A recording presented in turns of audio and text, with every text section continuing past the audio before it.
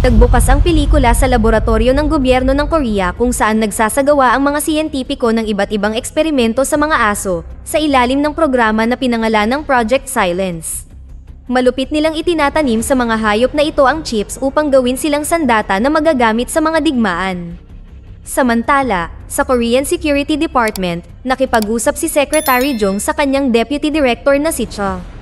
Si Jong ay nakikipagkompetensya sa paparating na halalan sa pagkapangulo at humahanga siya sa trabaho ni Cho para sa kanyang kampanya. Kaya naman, binigyan niya siya ng malaking bonus bilang pagpapakita ng pasasalamat. Mamaya sa bahay, tinulungan ni Cho ang kanyang anak na si Kyung-min na mag-impake ng kanyang bag. Lumalabas na simula nang mamatay ang kanyang asawa ay naging magulo ang relasyon ng mag-ama. Ngayon, aalis ang teenager sa kanyang tahanan upang ituloy ang pag-aaral sa US. Nang gabing iyon ay umalis ang dalawa papuntang airport ngunit huminto sa gasolinahan. Kinargahan nila ang kotse at sinubukang magbayad gamit ang credit card ngunit ang petrol attendant na si Joe ay humiling ng cash dahil hindi gumagana ang credit card machine. Gayunpaman, nakita ni Cho na may master key si Joe para sa tow truck na nakasabit sa kanyang bulsa. Dahil dito ay napagtanto niya na ang lalaki ay isang driver lamang kaya bigla siyang umalis at nagsabing babalik siya mamaya. Samantala, sa paliparan, hindi naabutan ng magkapatid na Miran at Yura ang kanilang flight para sa mahalagang paligsahan. Napag-alaman na si Yura ay isang profesional na manlalaro ng golf at si Miran ang kanyang manager. Dahil dito ay napilitan silang sumakay ng bus para makarating sa kanilang destinasyon. Makalipas ang ilang minuto, dumating ang lahat ng iba't ibang grupong ito sa mahamog na tulay sa labas ng lungsod. Karamihan sa mga driver ay nagsisikap na magmaneho ng maingat, maliban sa isang hangal na driver ng dilaw na kotse. Naka-livestream pala siya sa social media at parang baliw na nagmamaneho para mapabilib ang kanyang manunood. Dumaan din sa tulay ang misteryosong armored vehicle na may hawla. Lumampas ito sa kotse ni Cha at nakita ni Kyung-min ang isang malungkot na aso na nakasilip sa bintana nito. Sumusunod malapit sa armored vehicle ang isang kotse na sakay si Dr. Yang, ang head researcher ng Project Silence. Kasama niya ang ilang mga sundalo na tila patungo sa laboratorio. Sa sandaling ito ay nawalan ng kontrol ang dilaw na kotse at biglang huminto sa gitna ng kalsada. Nag-trigger ito ng sunod-sunod na banggaan sa tulay na nagdulot ng malawakang pagkasira. Ang balita ng banggaan sa tulay ay nakarating kay Joe at naisip niya na si Cha ay maaaring nakulong doon.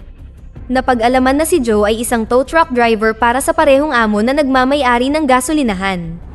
Siya ay nagtatrabaho sa gasolinahan habang ang iba pang empleyado ay umalis para sa hapunan. Nag-aalala ngayon si Joe dahil kailangan niyang makuha ang bayad para sa gasolina bago ito malaman ng kanyang amo. Kaya sumakay siya sa truck kasama ang kanyang asong si Jody para hanapin ang bastos na customer. Sa kabilang banda, ang mag-ama na nagmamaneho sa maluwag na daan ay nakamasid sa kaguluhan sa kanilang paligid. Biglang na-stuck sa ilang debris ang kotse ni Yang na nasa harapan nila.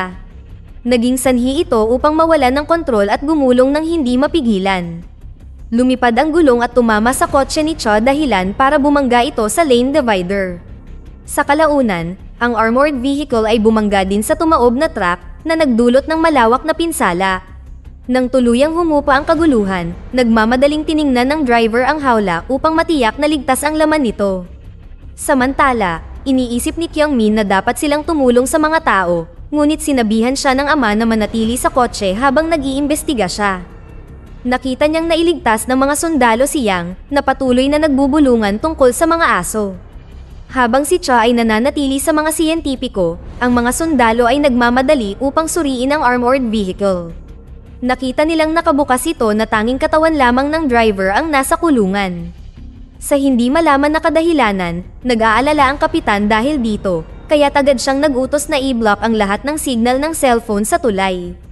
Pansamantala, nakarinig si Kyung-min ng kakaibang kalabog na nagmumula sa malapit at nagpas siyang tingnan ito. Hindi nagtagal ay natuklasan niya ang isang malaking aso na tinatawag na E9 na inuuntog ang ulo nito sa divider lane. Sinubukan ni Kyung-min na mag-alok ng pagkain upang kumalma ito at ang aso ay tumingin sa kanya ng may pagmamahal ngunit sa sandaling iyon ay dumating sa lugar ang kanyang ama at si E9 ay tumakbo palayo. Sa ibang lugar ay ipinaalam ng mga sundalo kay Yang na ang mga aso ay nakatakas at hinimok siyang simulan ang control program. Ang nag-aalalang siyentipiko ay sumunod at agad siyang nag-activate ng software sa kanyang laptop. Ito ay nang dumating si Joe sakay ng truck at nagulat siya nang makita ang kaguluhan na nangyari. Pagkalipas ng ilang minuto, natapos na ni Yang ang pag-activate ng program at nakita sa mapa ang lokasyon ng mga aso. Lahat sila ay may chip sa ulo na kinokontrol sa pamamagitan ng kanyang software. Gayunpaman, ang pag-activate ng program ay ginagawang lubhang marahas ang mga hayop na ito. Sinunggaban ng mga aso ang mga sundalo sa hindi kapanipaniwalang bilis, ngunit kalaunan ay itinulak sila pabalik sa hawla gamit ang mga espesyal na baton na may kuryente. Naiwan si Yang na naguguluhan nang mapansin niyang si E9, ang ina ng dog pack, ay malaya pa rin at hindi tumugon sa kanyang signal. Gayunpaman, pinatay niya ang program habang ang mga aso ay nagiging mas marahas. Humingi ng paliwanag si Cha, na nanunood sa mga kaganapan, ngunit sinabi lang sa kanya ni Yang na tanungin ang kanyang boss tungkol sa Project Silence bago tumakbo para tulungan ang iba. Sa malapit, isang sundalo ang nakahanap ng chip sa lupa at napagtanto na nagawa ng isa sa mga aso na alisin ito.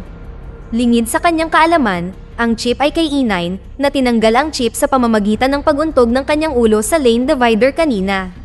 Maya-maya, may dumating na sasakyang panghimpapawid at nagsimulang buhatin ang hawla kasama ang mga aso. Nang maayos na ang proseso, napansin ng isang sundalong sakay na ang E9 ay pumuslit sa sasakyang panghimpapawid. Agad niyang inatake ang sundalo at naging dahilan upang mahulog ng towing machine ang hawla sa lupa. Sinubukan ng co-pilot na barilin ang aso, ngunit matalino niyang pinatay ito bago inatake rin ang piloto. Sa resulta, ang sasakyang panghimpapawid ay nawalan ng kontrol at tumama sa mga kable ng tulay, ngunit si E9 ay matalinong tumalon bago ito bumagsak. Ang malakas na ingay mula sa banggaan ay nagpabaliw sa ibang mga aso. Sa kalaunan, nawalan sila ng kontrol, binuksan ang kanilang hawla, at sinimulang patayin ang sino mang makaharap nila.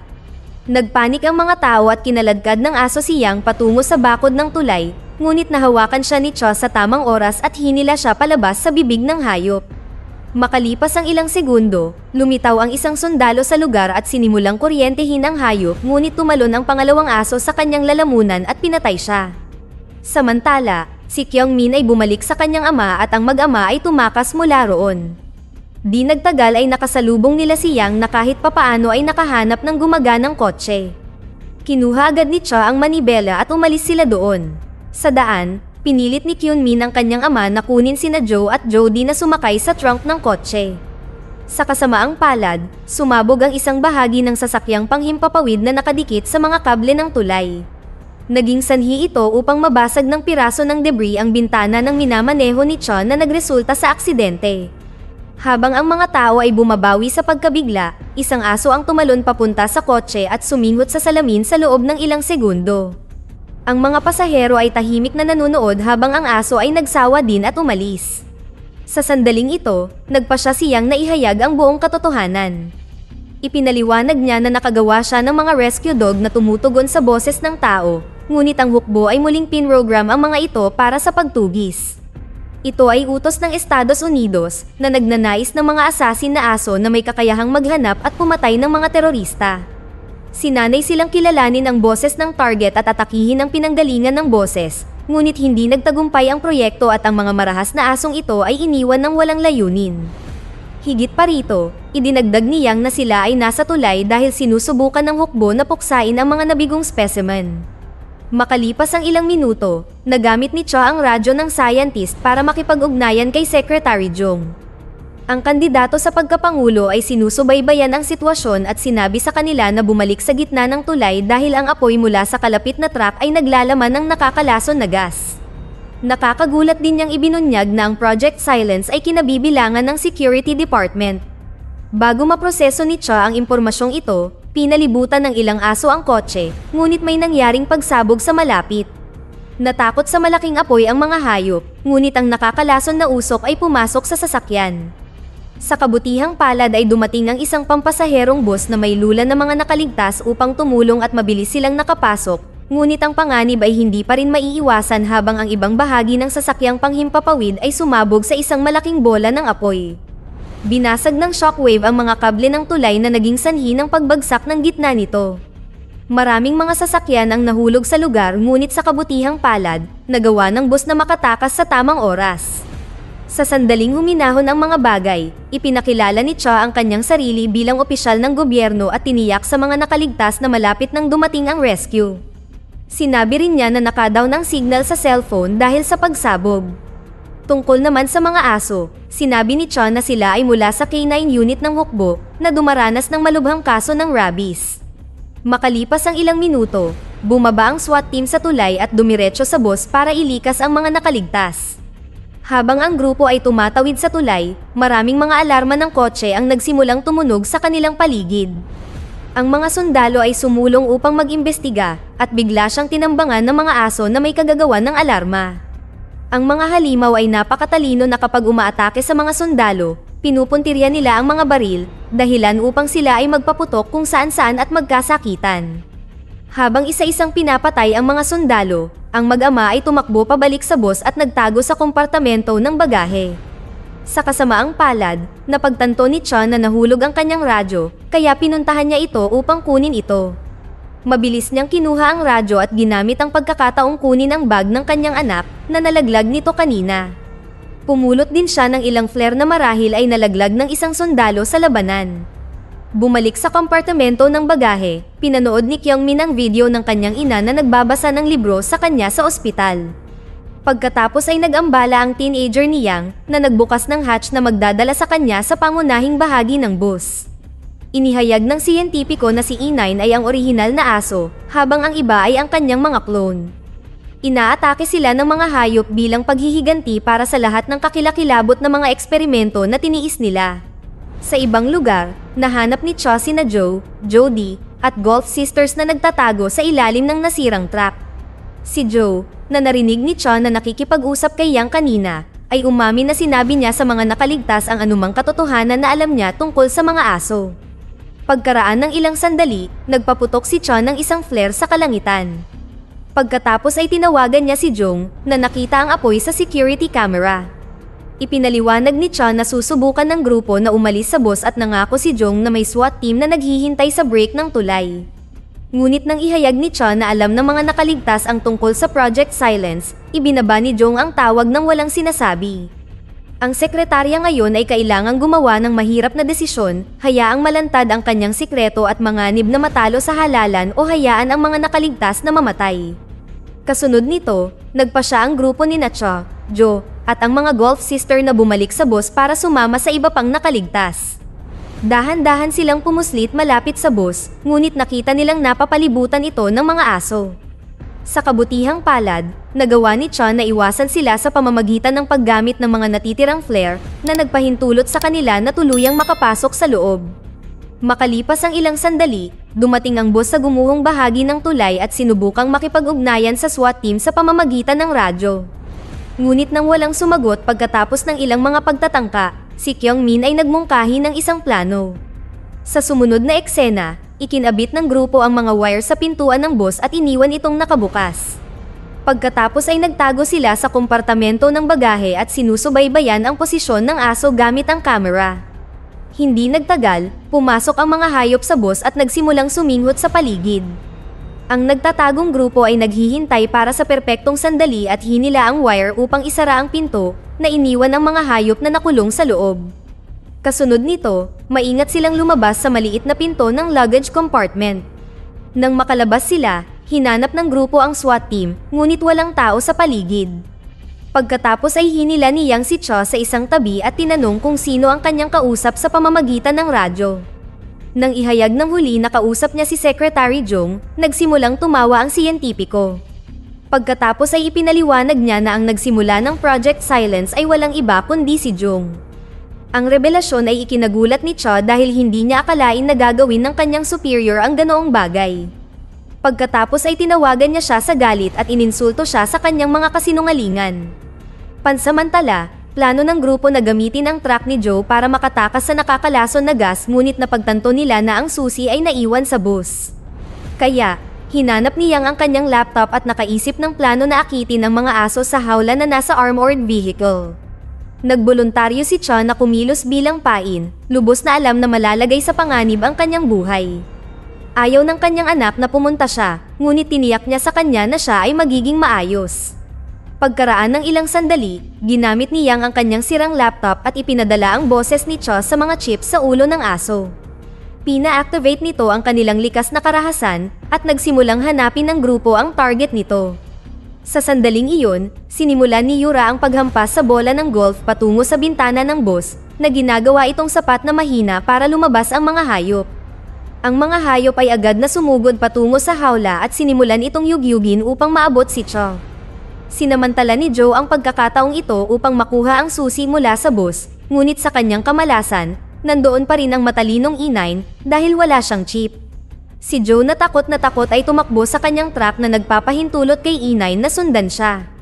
Pagdating niya sa kinaroroonan ng mga nakaligtas, agad niyang inatake si Yang. Sa sandaling ito, isang malaking pagyanig ang yumanig sa lupa na nagdulot ng takot sa mga nakaligtas pati na rin kay E9. Pagkatapos ay tumingin sila sa labas at napansin na ang bahagi ng tulay na may hawla ay gumuho, na naging dahilan upang si Cha at ang mga aso ay madulas patungo sa sirang gilid. Tumakbo si E9 para tulungan ang kanyang grupo, ngunit maraming aso ang nahulog sa dagat. Ngayon, 2 K9 na lang ang natitira, ang isa ay nakulong sa ilalim ng debris. Habang ginagawa ni E9 ang kanyang makakaya upang tulungan ang kasama, dumulas din ang hawla sa gilid ng sirang tulay. Makalipas ang ilang segundo, dumating si Joe at ang ibang kasama sakay ng truck, ngunit sinabihan sila ni Cha na manatili sa likod dahil ang bigat ng truck ay magpapalala sa mga bagay. Si Kyungmin na nag-aalala ay lumapit gamit ang kawit ng truck, ngunit binuksan ni Cha ang pinto at sinabihan siyang lumayo. Natatakot siya na baka atakihin siya ng aso sa malapit. Gayunpaman, hindi inatake ni E9 ang teenager dahil naging mabait ito sa kanya. Samantala, ang tulay ay patuloy na gumuho at ang isa sa mga aso ay nahulog. Tumalon si E9 kasunod nito, ngunit ito na pala ang wakas para sa kanya at sa kanyang mga kasama. Sa kabilang banda, lumitaw ang desperadong Kyungmin sa ibabaw ng hawla ni Cha at ikinonekta ang kawit bago pumasok dito. Pagkatapos, si Joe at ang iba ay bumalik sa truck at umalis, hila-hila ang hawla sa likod nila. Gumawa si Joe ng mga nakakabaliw na maniobra upang iwasan ang ilang piraso ng mga debris na nagdiskonekta sa hawla mula sa truck. Nang tuluyan na nilang marating ang ligtas na lugar, inakala ng mga nakaligtas na patay na ang mag-ama, ngunit biglang lumitaw ang hawla dahil umiikot ang mga gulong nito dahil sa momentum na nakuha. Nang sumama sina Cha at Kyungmin sa iba pa sa truck, nagmaneho sila at nakarating sa dulo ng tulay. Sa huling eksena, dumating ang mga nakaligtas sa ligtas na lugar at nakita si Secretary Jong na naghihintay sa kanila kasama ang mga mamamahayag. Nag-alok siya ng mainit na pagtanggap sa kanila ngunit bigla siyang sinuntok ni Cha ng malakas sa mukha. Pagkatapos ay itinapon niya ang bonus na pera sa lupa at isiniwalat ang katotohanan sa lahat ng mga mamamahayag. Dito na nagtatapos ang ating kwento. Sana ay nagustuhan nyo. Mag-subscribe na kung hindi ka pa nakasubscribe, pindutin na rin ang notification bell at like button upang matulungan ang channel, at mag-iwan na rin ng komento. Maraming salamat sa panonood.